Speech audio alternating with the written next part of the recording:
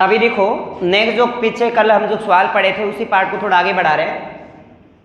Question है कि एक दिवसीय क्रिकेट टीम के कप्तान ने उसी टीम के शेष अन्य 6 बल्लेबाजों के औसत रन से 30 रन अधिक बनाए। यदि उस टीम के सभी बल्लेबाजों द्वारा 310 रन बनाए गए तो कप्तान के द्वारा कितने रन बनाए गए। ऐसे प्रश्नों की लैंग्वेज को सीखना है आपको, और पर्सन की लैंग्वेज में जैसा कहा गया है उसके अकॉर्डिंग चलेंगे कि एक दिवसीय क्रिकेट टीम के कप्तान ने, अब बात लिख देते हैं, यहां पे लिख दिया मैंने कप्तान। अब कप्तान ने उसी टीम के शेष 6 बल्लेबाज, तो यहां लिख दिए 6 बल्लेबाज, उसी टीम के 6 बल्लेबाजों के औसत रन से, यानी इसके एवरेज से 30 रन इसने अधिक बनाए। यही बात कर रहा है कि कप्तान ने अन्य 6 बल्लेबाजों के औसत रन से 30 ज्यादा बनाए। अब आपके पास औसत नहीं है यहां पे, अब इनका औसत मान लेते हैं अपन x, तो कप्तान ने रन बनाए x प्लस 30, x प्लस 30 बने। फिर कह रहे हैं कि उस टीम के सभी बल्लेबाजों द्वारा 310 रन बनाए गए, तो कप्तान ने बनाए हैं, कप्तान के जो रन हैं वो x प्लस 30, पर 6 बल्लेबाजों के जो रन हैं, इन्होंने जो रन बनाए, कैंडिडेट कितने हैं 6, प्रत्येक ने रन क्या बनाए हैं x, तो टोटल रन कितने हुए 6x।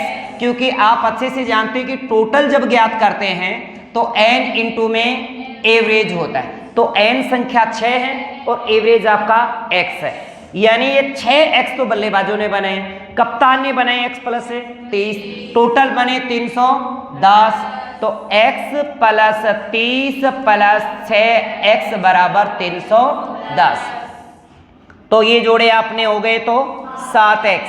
इधर इसका पक्षांतरण किया, 310 में से आपने 30 घटाए तो बच गए 280, तो x की वैल्यू निकाली तो गुणा वाली संख्या भाग में लगाई तो 280 बटा में 7 तो 40, कितना है 40, तो कप्तान के रन हो गए 40 प्लस 30 बराबर 70। ये लो भाई, और अगर इनका एवरेज पूछता है तो एवरेज हो गया आपका 40, क्या हो गया 40 एवरेज। अगर कप्तान के रन पूछता है तो हो गए 70। बात समझ में आई। अगले देखो, अगले क्वेश्चन को,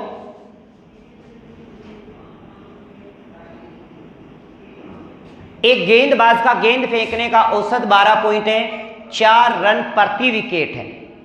उसने अगली पारी में 5 विकेट लेकर 26 रन दिए, 5 विकेट लेकर 26 रन दिए, तो औसत रन में 0.4 की कमी हो जाती है। तो बताइए अंतिम मैच तक उसने कितने विकेट लिए, कितने विकेट लिए। प्रश्न में कहा गया कि एक गेंदबाज का गेंद फेंकने का जो औसत है वो 12.4 रन प्रति विकेट है। इसका मतलब एक विकेट जब लेता है तो 12.4 रन देता है, इसका मतलब यही है। अब देखो एवरेज यहाँ पे जो दिया गया वो है 12.4 रन प्रति विकेट, यानी एक विकेट जब देता है तो 12.4, एक विकेट लेता है तो 12.4 रन देता है, यही कहा। फिर अगली पारी में उसने क्या लिए, 5 विकेट लिए, 5 तो विकेट लिए और 26 रन दिए, 26 रन देकर वो 5 विकेट लेता है, तो औसत में कमी हो जाती है। तो यहाँ पे एवरेज जो हो जाता है, पहले क्या था 12.4, अब 12.4 में से आपने घटाया 0.4, तो एवरेज हो गया 12। इसका मतलब 12 रन प्रति विकेट हो जाता है, 12 रन प्रति विकेट, 12 रन प्रति विकेट हो जाता है। अब ये सोचो कि आगे पूछा क्या कि अंतिम मैच तक उसने विकेट कितने लिए, कितने विकेट लिए। अब हमें विकेट नहीं पता, मान लो कि प्रारंभ में जो विकेट हैं, माना विकेट यहां पे क्या मान लेते हैं x विकेट लेता है वो और 12.4 रन देता है। अब सोचो कि x विकेट नहीं होते, मैं कहता हूं कि 10 विकेट लेता है, 10 विकेट लिए तो उसने कितने रन दिए होंगे? 124। क्योंकि विकेट को अरे ऐसे याद ना हो या ऐसे समझ में नहीं आ रहा हो तो आप ये सोचो कि भाई 5 रन देकर एक विकेट लेता है तो 10 रन पे कितने विकेट लिए? 2। आपने क्या किया? एवरेज को 2 से गुणा कर दिया, क्या आ गए? रन। आपने 3 विकेट लिए, कितने रन दिए होंगे? 15। कितने? 15। तो यहाँ पे जो टोटल रन बने, कुल रन बने 12.4 गुणा में x, यानी 12.4x ये रन आ गए। अब कह रहा कि यहां पर वो 5 विकेट लेता है तो पहले विकेट कितने थे? x। अब विकेट कितने यहाँ पे? अब विकेट हो जाएंगे x प्लस 5, x प्लस 5। तो यहां पर कुल कितने रन दिए होंगे? विकेट गुणा में एवरेज। कुल रन की बात करें तो विकेट इंटू में एवरेज। तो यहाँ पे कुल रन निकालें तो 12 इंटू में x प्लस 5। अब इस 12x प्लस 60 में ये 60 रन काउंट है, नहीं सॉरी 26 रन काउंट है। कुल रन आपके 12, यहां जो रन है वो 12.4x और यहां रन है 12x प्लस 60 रन है। अब पर इसके अंदर ये 26 रन काउंट है। अगर इसमें से ये घटा दूं और बराबर 26 लिख दूं तो इसका मतलब इसमें 26 रन है। अगर मैं इसमें से 26 घटा दूंगा तो ये आ जाएगा। अगर इसमें 26 जोड़ देंगे तो ये रन आ जाएंगे। अगर इसमें से 26 घटा देंगे तो ये रन आ जाएंगे, क्योंकि इसके अंदर 26 रन ज्यादा है, इसमें 26 रन कम है। तो इसमें 26 जोड़ दूं तो इसके बराबर हो जाएगा, इसमें 26 घटा दें तो इसके बराबर हो जाएगा। अगर इन रनों में से ये रन घटा दें तो बराबर है 26 होएगा। अब आपके पास 3 ऑप्शन है, तीनों में से कौन सा अपनाऊं? तो मैं अपना लेता हूं ये वाला कि 12x प्लस 60 में से अब 12.4x रन घटा दिए और बराबर कितने है? 26। कितने? 26। तो यहाँ पे आपने देखो घटाया तो इसमें से घटा तो कितना बचा? ये माइनस 0.4x और बराबर 26 और माइनस 60 और बराबर हो गया माइनस के 34। अब माइनस से माइनस आपने किया कैंसिल, x की वैल्यू निकालेंगे तो 34 में आप 0.4 का भाग लगाएंगे तो ऊपर लिख दिया आपने 10 पॉइंट हटाया, 10 लगाया, 2 दूनी 4, 2 पांचों 10, 2 एक कम 2, ये आ गया 17। अब 17 पांचों 85, यानी पिछली पारी तक जो विकेट थे वो 85 थे, पर अगली पारी में विकेट थे 90। कितने? 90। कह रहा कि उसने अंतिम मैच तक कितने विकेट लिए? तो अंतिम मैच तक विकेट हो गए उसके 85 प्लस 5। अंतिम मैच तो इधर खेला है तो आंसर हो जाएगा 85 प्लस 5 बराबर 90। ओके, समझ में आया? इसी प्रकार से हम अगला एक क्वेश्चन और करते हैं, देखिएगा। एक गेंदबाज का गेंद फेंकने का औसत 24.85 है। एक गेंदबाज का गेंद फेंकने का औसत 24.85 रन या 8.85 यानी पॉइंट के बाद एक बोलते हैं तो 24.85 रन प्रति विकेट है। यानी यहां जो एवरेज है उस 24.85 रन प्रति विकेट है। अगली पारी में उसने 52 रन दिए 52 और विकेट लिए 5 पर एवरेज में जो कमी आ जाती है, एवरेज में 0.85 की कमी आ जाती है। तो 24.85 में से 0.85 घटाएंगे तो आपका आ गया 24 रन प्रति विकेट। 24 रन प्रति विकेट। यहां विकेट इसमें टाइम नहीं लगता, ये तो समझा रहा हूं तब कर रहे हैं सर, अन्यथा सीधा ही 24.85x और बराबर उधर लिख देंगे 24 इंटू में x प्लस 5। बस, और उसमें बराबर घटा के एक वैल्यू लिख दो। तो इसमें आपने विकेट ले लिए x, तो रन बने आपके कितने 24.85 इंटू एक्स रन, ये कुल रन आ गए आपके, कुल रन। और यहां पे कुल रन बनेंगे 24 इंटू में, यहां पे विकेट मानेंगे, फिर पीछे x माने तो x प्लस 5, तो x प्लस 5।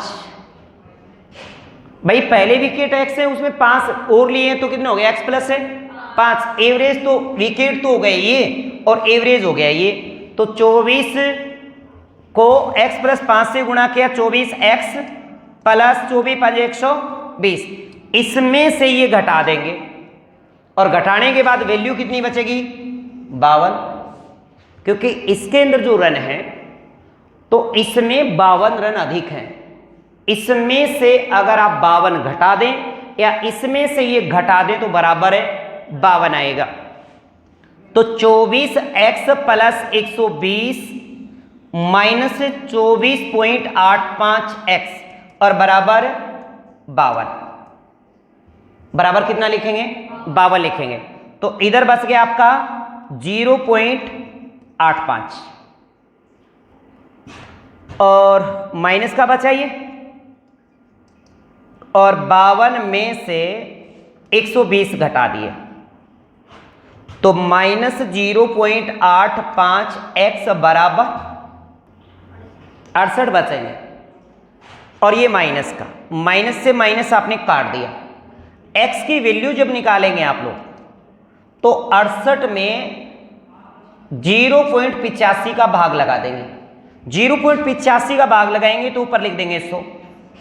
अब 17 से काटेंगे, 17 चौके 68, 17 5 85, 5 एकम 5, 5 दूनी 10, तो 20 चौका 80। यानी पिछली पारी तक जो विकेट थे वो 80 और अंतिम मैच तक जो विकेट हो जाएंगे वो जाएंगे 85। तो यहां पे आंसर हो जाएगा आपका, क्योंकि 5 लेता है अंतिम में, तो 80 प्लस 5 बराबर 85। बोलो बात समझ में आई? कर लोगे? अगले क्वेश्चन पे आते हैं। ये थोड़े से 2 क्वेश्चन है ना थ्योरी वाले, करके देखना। अब अगले क्वेश्चन पे आते हैं।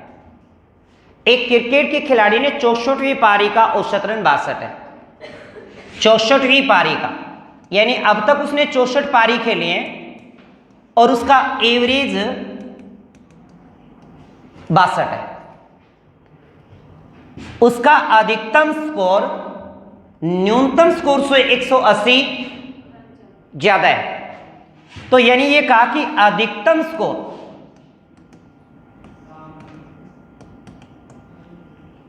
न्यूनतम स्कोर से कितना ज्यादा है 180। तो अधिकतम हो गया x प्लस 180 और न्यूनतम मान लिया आपने x। न्यूनतम मान लोगे, न्यूनतम स्कोर x, क्योंकि कह रहा है ना कि न्यूनतम स्कोर से 180 जी, तो न्यूनतम x हो गया और अधिकतम स्कोर हो गया x प्लस 180। फिर आगे क्या कहा, इन 2 पारियों को छोड़कर, यानी ये 2 पारी अधिकतम स्कोर वाली और न्यूनतम स्कोर वाली, इन 2 पारियों को छोड़कर शेष पारियों का औसत रन 60 है। तो अगर 2 पारी छोड़ दें तो पारी कितनी बचेंगी 62। अब बात कर रही है, पारी तो हो जाती है 62 और एवरेज हो जाता है 60, एवरेज हो जाता है 60। तो न्यूनतम और अधिकतम स्कोर बताइए। अगर न्यूनतम और अधिकतम स्कोर को जोड़ें, इन 64 पारियों का टोटल जो है 64 इंटू 62, 64 इंटू 62, और इन 62 पारियों का जो टोटल है वो 62 इंटू 60 टोटल निकालेंगे। अगर मैं 64 पारियों के रनों में से 62 पारियों का टोटल रन घटा दें तो क्या इन 2 पारियों का रन नहीं आ जाएगा अधिकतम और न्यूनतम का? इन दो पारियों का आ जाएगा, यानी x और x प्लस 180 ये दो पारियों के रन आ गए और इसके अंदर दो पारियों का रन शामिल है। तो आप 64 इंटू 62, 64 इंटू 62 में से घटा देंगे 62 इंटू 60। क्यों? क्योंकि 64 के योग में से 62 के संख्या 62 पारियों के रन को घटा देंगे तो अधिकतम और न्यूनतम दो पारियों का स्कोर बचेगा, है कि नहीं? तो अब 62 और बच गया आपका 64 और माइनस 60, तो बच गया 60 इंटू 62 इंटू में 4, तो ये हो गया आपका 8 और 24 248, तो ये हो गया आपका 2x प्लस 180 और बराबर हो गया 248। तो आगे देखेंगे तो 2x बराबर इधर पक्षांतरण करेंगे आप, तो 248 में से 180 घटा देंगे, 180 घटा देंगे आप,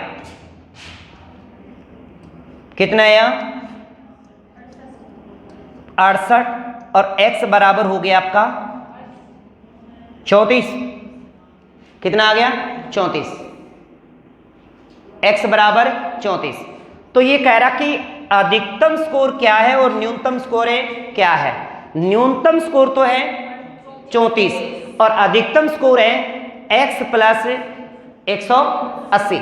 तो स्कोर की बात करें तो आ जाता है 34 प्लस 180 बराबर 214 और न्यूनतम स्कोर हो जाएगा आपका 34। बात समझ में आई? 64 पारियों का एवरेज 62 था, अधिकतम स्कोर न्यूनतम स्कोर से 180 है तो न्यूनतम हो गया x, अधिकतम हो गया x प्लस 180। इन दो पारियों को छोड़कर जो शेष पारियां बचे उनका एवरेज 60 है, तो अन्य इन दो को छोड़ देते हैं तो बचेंगे कितनी 62, तो 62 इंटू में 60 और इधर हो जाएगा 64 इंटू 62। गुणा करने से आसान है, कॉमन लिया 62 बच गया 64, यहाँ पे 60 और बच गया 4 से गुणा करना आसान हो गया।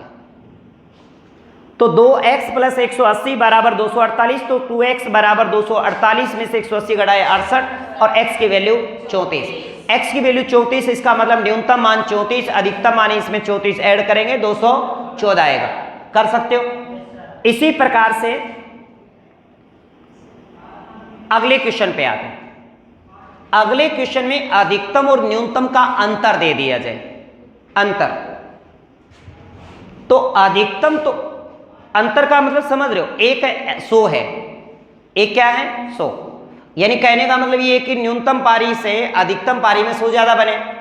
बात तो ये की। तो एक क्रिकेट खिलाड़ी ने 42 पारियों का औसत रन, पारी है 42 पारी है, एवरेज इनका 30 है, एवरेज 30। उसके द्वारा बनाए गए अधिकतम न्यूनतम अंकों का अंतर 100 है, यानी न्यूनतम अगर x है तो अधिकतम x प्लस 100 है। बात तो एक ही, बात तो एक ही है भाई, 100 का अंतर है मतलब एक में ज्यादा बना रहा है। तो इसमें ले लेते हैं एक अधिकतम का और एक न्यूनतम का। न्यूनतम x और अधिकतम x प्लस 100, अंतर 100 ही आ गया, अंतर इनका क्या है 100। इन दो पारियों को छोड़ दिया जाए, दो पारियों को छोड़े तो शेष पारी होगी आपकी कितनी 40। दो पारियों को छोड़ दो अधिकतम और न्यूनतम को, तो इन दो पारियों को छोड़ दिया जाए तो शेष पारियों का औसत रन 28 हो जाता है, तो यहां पे एवरेज 28 हो जाता है। तो मैंने आपको अभी एक बात बताई थी कि अधिकतम और न्यूनतम दो अंक पारियों के अलग अलग जो अंक हैं इनको जोड़ें और 42 के टोटल में से, 42 पारियों का टोटल में से अगर 40 पारियों के टोटल को घटा दिया जाए तो अधिकतम और न्यूनतम का टोटल आ जाता है।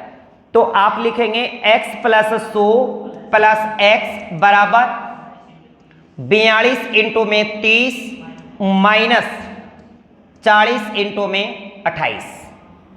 तो ये आ गया आपका 6 और 12, 1260 माइनस 100, 1120, और ये हो गया आपका 2x प्लस 100, और घटाया तो बच गया आपका 140, और 2x प्लस 100 बराबर 140, तो आपका 2x बराबर बच जाता है, इधर घटाएंगे 2x बराबर 40, तो x बराबर आपका आ गया 20, यानी न्यूनतम बने हैं 20 और अधिकतम बने हैं 120, जिनके अंतर शो होगा। कर सकते हो, न्यूनतम अधिकतम में कोई दिक्कत नहीं है। अब अगले क्वेश्चन पे देखिएगा,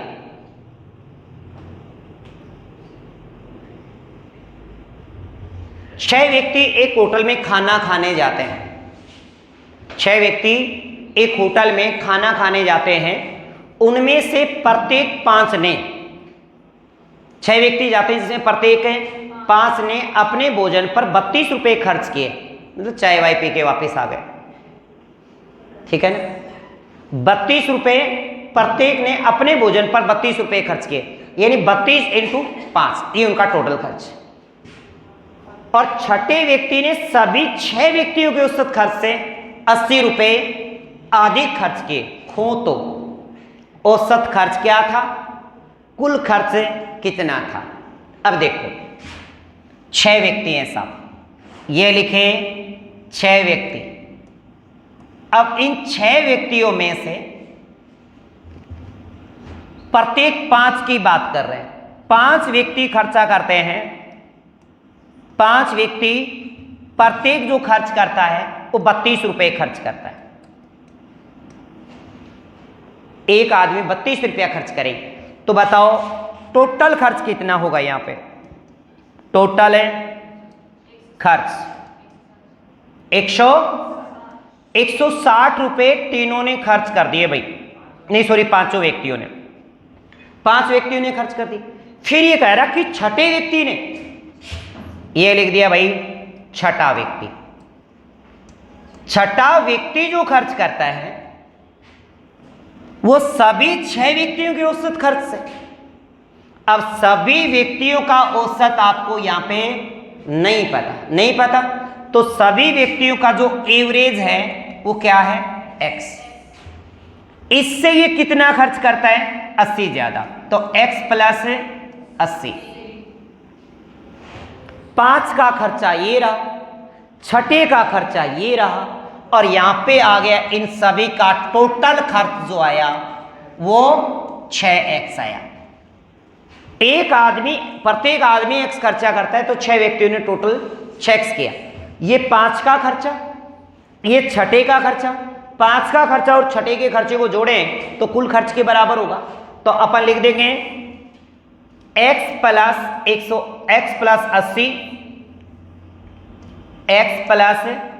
प्लस 160 और बराबर 6x। ये हो गए, इधर लेके जाएं तो ये हो गए आपके 5x, पक्षांतरण कर दिया तो आपके आ गया 5x। 5x बराबर हो गया 240। भाई ये जोड़ दो, 240 जुड़ गए, तो x बराबर कितना आ गया, 240 में 5 का भाग कितना आया, 48।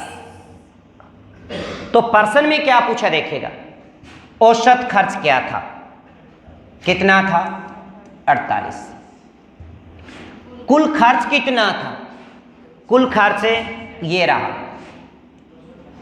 यानी 6 × 48, इनको गुणा कर देंगे। 48 4 24 और 4 28, 288 रुपए टोटल खर्चा, 288 रुपए थे।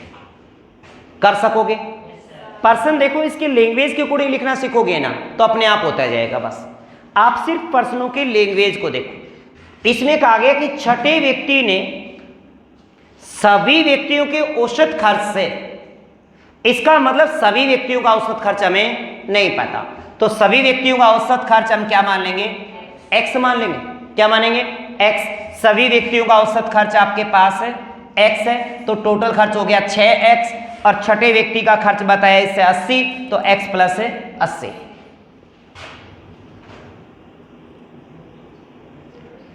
सेम का सेम एक क्वेश्चन और है कि 6 व्यक्ति एक होटल में खाना खाने जाते हैं, जिनमें से प्रत्येक 5 ने 40 रुपए खर्च चुकाए। प्रत्येक ने 40 रुपए चुकाए, तो 40 5 100, 40 5 200, तो 200 रुपए खर्च हुआ। छठे व्यक्ति ने 6 व्यक्तियों के औसत खर्च से, यानी औसत खर्च यहाँ पे x से 50 अधिक, तो x प्लस 50। तो अधिक खर्च किए हो तो सभी व्यक्तियों का औसत खर्च और कुल खर्च क्या होगा, बता सकते हैं? कर लोगे? सेम क्वेश्चन है।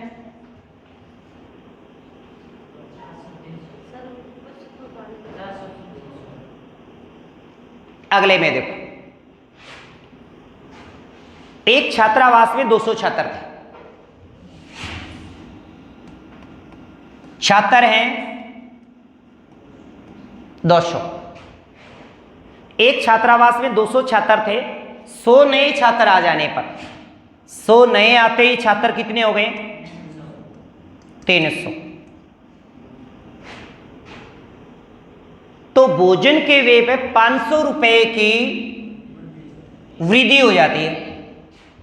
हमने लिख दिया अलग से, 500 रुपए बढ़ जाते हैं साहब, ये हमने अलग लिख दिया।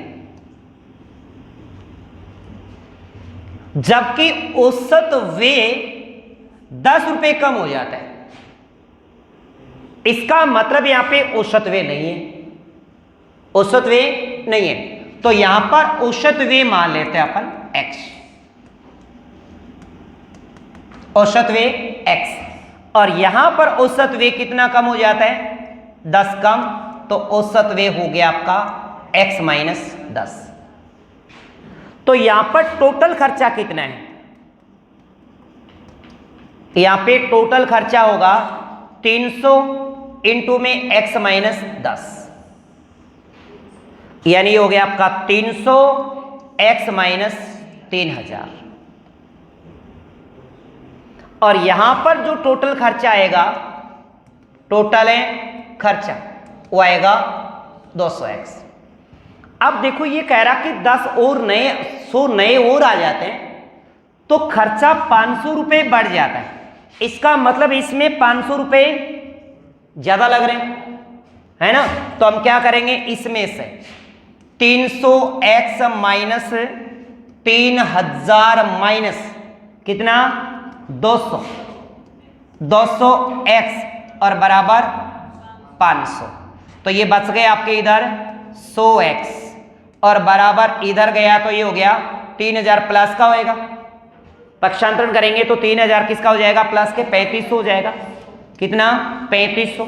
तो x बराबर कितना हो गया? 35। क्या पूछा गया प्रश्न? पहले सभी छात्रों के भोजन पर कुल व्यय कितना था, वे पूछा है, कुल व्यय। तो एवरेज कितना है व्यय का? x। तो 35 को 200 से गुणा 7000, यानी कहा ना पहले सभी छात्रों के भोजन पर कुल व्यय कितना था, तो व्यय तो ये है साहब, व्यय तो यही है। और पहले में आपसे पूछा कुल व्यय, कुल व्यय पहले की बात कर रहे हैं तो 200x लिखा आपने, तो 200 का 200 और इसकी जगह 35, तो ये हो गया 7000। अब कितने रुपए का व्यय होगा? तो ये है साहब आपका, इसमें से 10 घटा दो 25, कितना? 25, और 25 को गुणा कर दो 300 से, 25 या 75, 7500। अब की बात पूछ रहा है कि अब वे क्या होगा? अब वे होगा तो इसमें से 300 माइनस 35 माइनस 10, तो ये 300 माइनस 25 और 25 या 7500 रुपए आ गया। कितना आया? 7500 रुपए। बात समझ में आई? चलो अगले क्वेश्चन पे आते हैं, सारे क्वेश्चन करके देख लो एक एक। अगले क्वेश्चन पे, 3 वर्ष पहले 5 सदस्य एक परिवार की औसत आयु 17 थी। यानी कहने का मतलब 3 साल पहले एक परिवार में 5 व्यक्ति हैं और जिनकी औसत आयु है सारा की 17 है, पर सारा 17 का कोई बड्डो भी कोई छोटो भी है ना, 17 साल है। वर्तमान में एक बच्चे का जन्म भी हुआ, एक बूढ़ो भी जन्म गया उनके घर, हैप्पी बर्थडे आड़ो। आज भी परिवार की औसत आयु वही है, मतलब 17 ही है। तो बताओ टिंगर की आयु कितनी है साहब? कै साल को छोड़ो, कौन सो बर्थडे आओगे उनको ना, फर्स्ट को नहीं आओ, सेकंड आओ। अब देखो 3 वर्ष पहले, 3 वर्ष पहले की बात कर रहे हैं।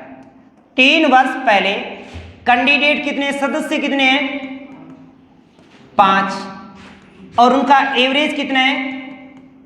17। तो 3 साल पहले 5 आदमियों की, 5 सदस्यों की टोटल आयु कितनी, कुल आयु कितनी होगी? कुल आयु भैया प्रत्येक 17 को बराबर है, तो 5 कितने का बराबर होगा? 17 इंटू में 5। तो 3 साल पहले टोटल आयु 85 साल ही, 3 साल पहले, ठीक है। आज मन 5 सदस्य की उम्र वर्तमान में कितनी होगी? तो वर्तमान में 5 सदस्यों की बात करें, वर्तमान में आयु बात करें 5 सदस्यों की, तो 85 तो थी 3 साल पहले, पर प्रत्येक कैंडिडेट 3 साल पहले की बात कर रहे हो, तो 15 साल और बढ़ जाओ।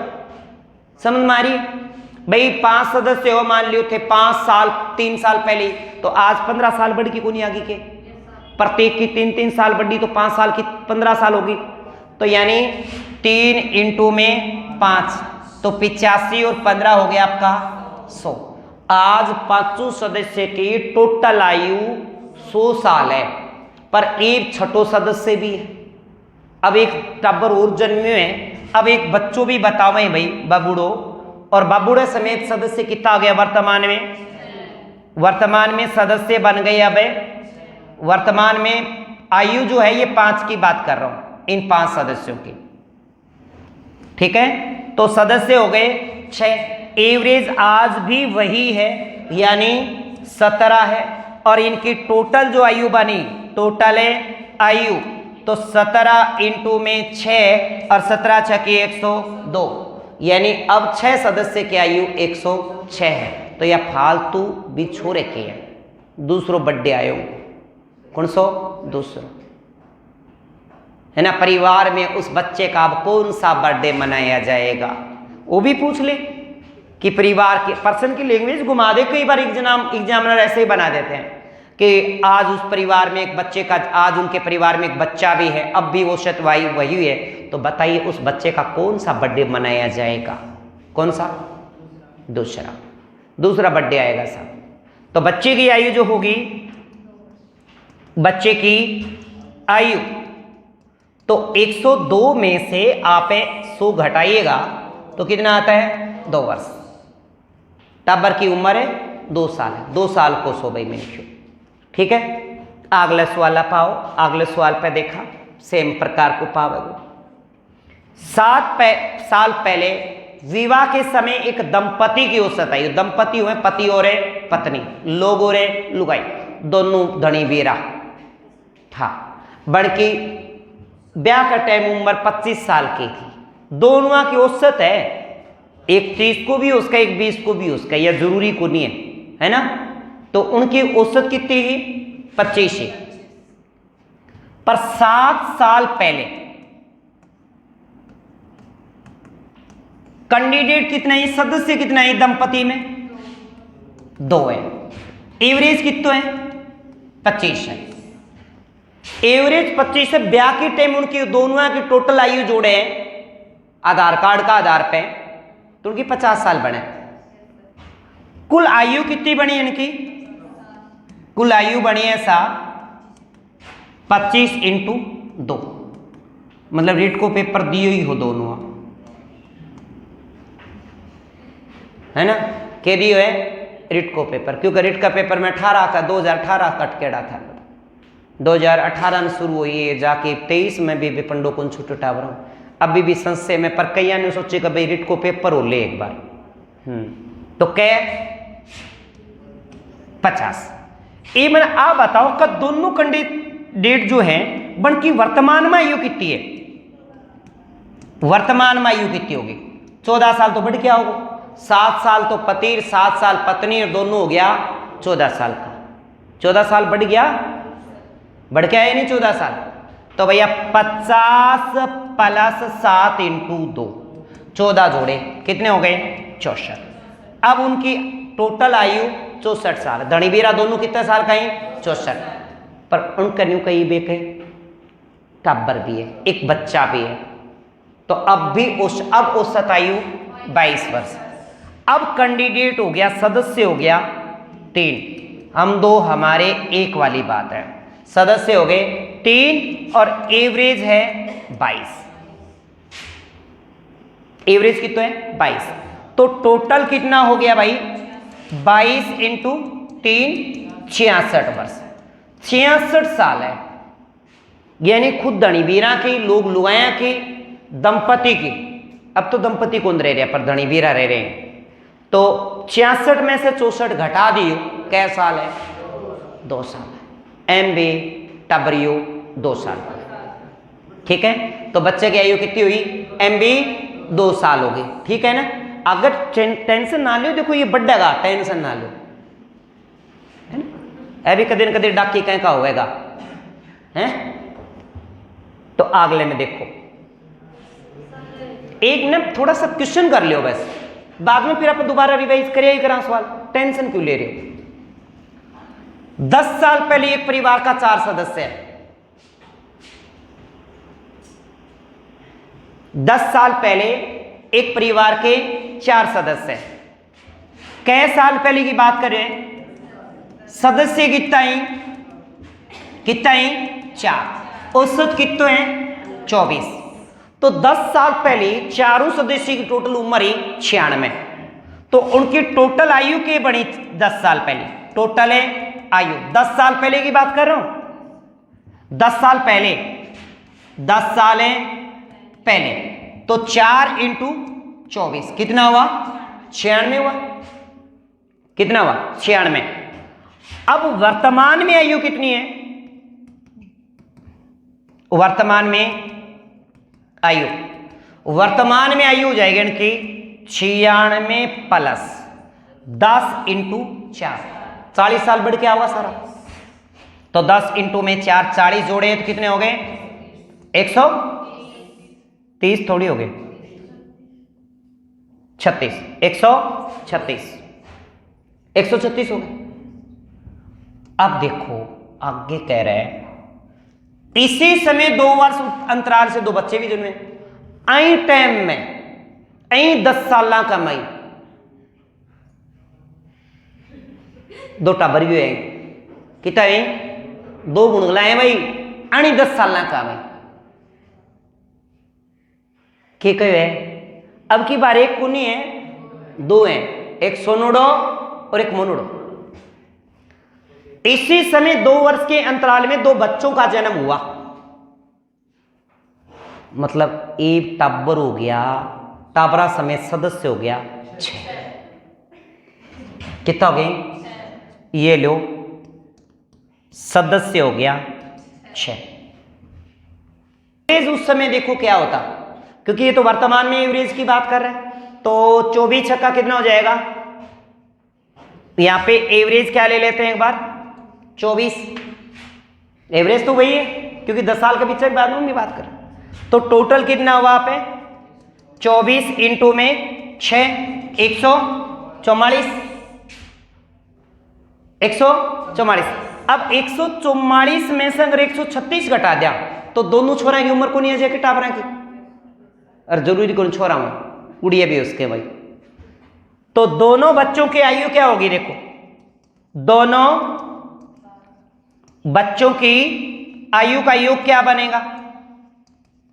आयु का योग 144 में से 136 घटाए कितने? 8। यानी दोनों टाबरा की आयु को योग 8 साल है। पर आगे न्यू कह गयो कि दोनों का अंतर कितना है? 2 साल। ए यू तो अमर सिंह और यू बनवारी, और दोनों छोरा हैं 8 साल का, और दोनों के बीच में आयु को अंतर है 2 वर्ष को। तो भैया बी से बी, बनवारी से बनवारी कैंसिल, अमर सिंह बराबर है 10 है। अमर सिंह की आयु 5 साल है। बडलो छोरो 5 को है, छोटड़ो 3 को है। भाई दोनों की आयु को 8 आ गई, तो बड़ले की उम्र 5 आ गई, तो छोटे की उम्र है 3 आ गई। कितनी आ गई? 3%। ठीक है, यू है ना। अब तक के क्वेश्चन में एक तो वो औसत रनाल और एक है गेंदबाज वाले, होते ना औसत गेंदबाज वाली बात, और एक क्वेश्चन यू और देख लिया। हाँ, एक क्वेश्चन और बच्चे है, बस एक क्वेश्चन बेटा, बस एक बाद में है ना काल करांगा आप। 5 वर्ष पूरा एक परिवार के 5 सदस्य हैं, तो 5 वर्ष पूरा, 5 वर्ष पूरा एक परिवार के जो सदस्य हैं उनकी संख्या 5 है, और औसत है, एवरेज है 35, और 35 पंजा 175, यानी टोटल यहां पे जो आयु है, टोटल आयु वो 35 इंटू में 5 175 वर्ष।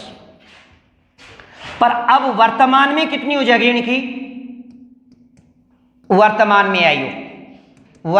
में आयु जाएगी 175 प्लस 5 इंटू 5, तो 25, और 25 जोड़ते कितना हो गया?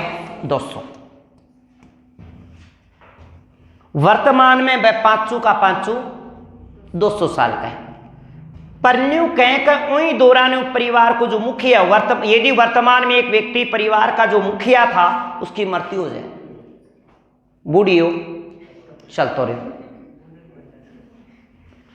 चलतो रहे तो कैंडिडेट हो गया 4। दिन छोड़ गए भाई, दादू 4 बज गया। तो परिवार की अब भी औसत आयु 35 ही है। अब कैंडिडेट कितना हो गया? सदस्य हो गया वर्तमान में 4, और एवरेज हो गया 35, और टोटल हो गया 35 इंटू में 4 140। बूढ़ियो 60 साल लेके गए है पूरी, क्या की 60, 4 की टोटल 140 है, और बूढ़ी समेत कितनी ही 200 ही, तो बूढ़ियो कै साल को योग रहे 60 साल को। तो लिखा बुढ़े की आयु, बुढ़े की आयु। अब बुढ़े की आयु हो जाएगी भाई 200 माइनस है 140, बुढ़ो कै साल को हो 60 साल को। ठीक है, आगे क्वेश्चन करांगा आप एक बारे में काल।